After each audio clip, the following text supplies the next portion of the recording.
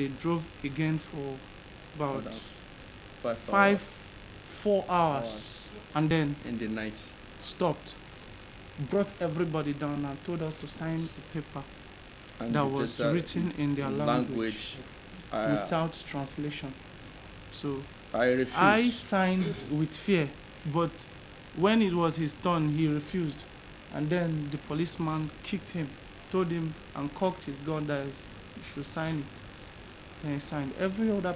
The story of Abia Uchenna and Abo Kenneth Chinedu is not the case of youths seeking greener pastures outside the country, but what can be described as victims of circumstance. They are computer science students who went to Croatia for a world inter-university competition where they lost at the second round. They decided to do some sightseeing before they leave the country as their visas were still valid when, unfortunately, they were apprehended by the country's police, who insisted they were migrants from Bosnia, where they were eventually transferred to and kept in a refugee camp. They said that you came from Bosnia. I said, where is Bosnia? We are citizens of Nigeria. We came for a competition. We have never been in Did Bosnia. you Show them your passport. The passports were in our hostel.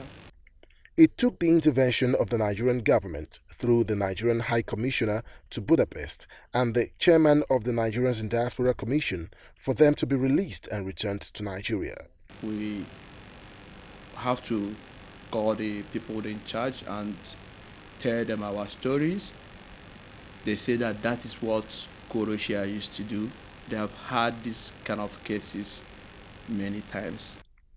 Their ordeal, however, is considered a lesson to many, especially the youths who see other countries as safe haven for a promising future, as against building Nigeria to the level they desire. That no matter what the challenges are in Nigeria, home is home. Home is where you are a first-class citizen.